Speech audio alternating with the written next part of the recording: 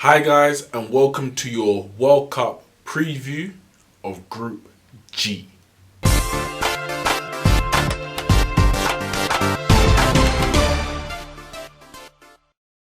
This group contains Belgium, Panama, England and Tunisia. Looking from the outside, it looks pretty clear. Belgium, England, clearly the strongest teams in the group. Tunisia and Panama are both going to be going into games against those two teams, really looking to get a draw, hoping to beat the other, as in Tunisia, Panama, and hoping that 5 points will be enough. As it stands, Belgium have beaten Panama, England have beaten Tunisia, so it looks very, very long way back for both of those two teams. So I'm expecting Belgium to top the group, England to finish second. England, whilst they got the win against Tunisia, I think there's a few things they need to work on before they play Belgium in the last game of the group. Belgium looked very impressive, especially in the second half against Panama. So they would be expecting to beat Tunisia and have 6 points going into that final game.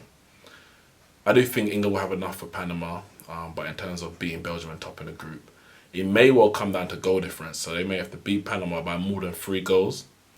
And if they get a draw against Belgium, then they could top the group on goal difference. Now, for me, Belgium's team is littered with stars. I think if you name their strongest 11 when fit, you could have a case for any of them being classed as world class. Starting from the back with Thibaut Courtois right through to the front of Romelu Lukaku, who is the leading goal scorer for Belgium. The key or the problem for Belgium has always been how to get a team out of a bunch of individuals. Roberto Martinez and obviously his assistant Thierry Henry has been tasked with that. They blitz qualifying, 43 goals scored, about 6 conceded, 9 wins and a draw. Absolutely blitz qualifying. They've looked impressive in the warm-up games. Started with winning the group. They need to be reaching the semi-finals minimum. And when I say minimum, they reach the semi-finals, Martinez can continue into the next Euros.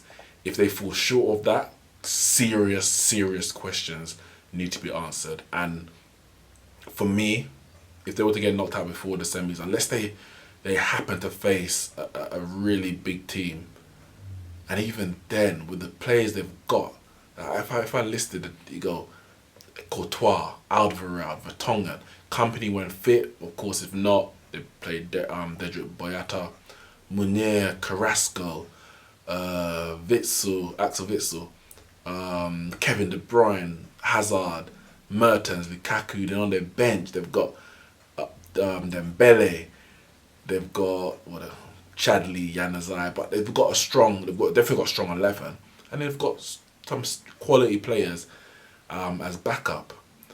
They left Raja Nangolan behind, so I think that says enough. I know there might be some more personal issues between him and the manager, but the fact that you can leave a player of his quality behind must mean that whatever you've got in stock you think is enough. So Martinez can have no excuses if they don't reach the semis at least. They are definitely one of the favourites for it. I don't think they'll get the trophy in the end, but they're going to be contending up there. England, they're my dark horses. That's in terms of reaching the semis. We know their players. I don't need to go through them, but for me, the key is Harry Kane. You're always going to need that, especially when you talk about dark horses. You think of Croatia, 1998, for example. Davor Suker, top goal scorer. That's what Harry Kane needs to really be doing for England if they're going to, shock a few teams and shock the public to get to the semis and possibly beyond. But I think semis is the absolute limit for them. Quarters for me is the minimum that Southgate should be aiming for, and the quality of players they've got, they should be expecting to get to the quarterfinals. Again, the draw, depending on where you finish in your group and where other teams finish, a lot of it's going to be dependent on that. But I don't think there's anyone in any nation they should be afraid of. Not to say they're stronger, but than these nations, but to be afraid of. In the build up to this, they obviously beat Holland, who haven't qualified. They drew with Brazil, drew with Germany, lost 1-0 to France. So they're not like a million miles worse than the teams who are classed as 1, 2, and 3 favourites. And I think I think they've got a chance of getting to the semi-finals. The first, of course, have to get out of the group. But Harry Kane, Lingard, Ali, Rashford on the bench as it was against Tunisia. They've got a lot of strength in depth. I think the place where they're weakest is at the back. That's been like that for a few tournaments. I'm not convinced that Maguire is their best choice as the left centre back. I think Cahill is the best centre back in their squad, and I think he should be starting. Kyle Walker, I know he likes the fact that he can. Gary Southgate likes the fact that he can play on the ball. He's quick, but I think defensively, to put him as a centre back when you've got Maguire and Stones, especially Stones, who's not known for his defending first and foremost, it's a weak back line, and it showed for me against Tunisia. The penalty that Kyle Walker gave away. You don't want someone like him in those positions, positionally having to pick up men in the middle, and then the decisions he's going to make once he gets in the middle.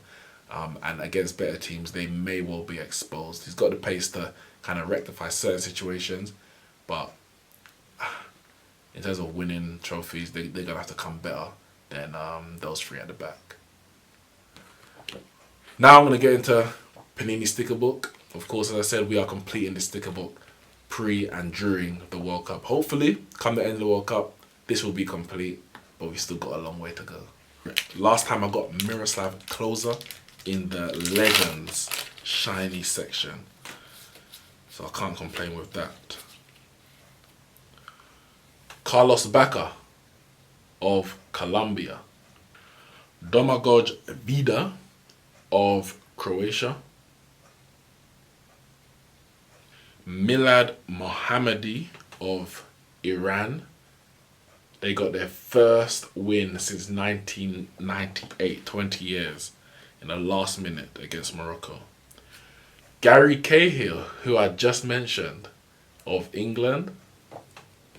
Mijat Gakinovic of Serbia. The host nations, Russia. That's their team. You can see that. Renato Tapia of Peru. Rafael Varane of France. And Real Madrid, of course.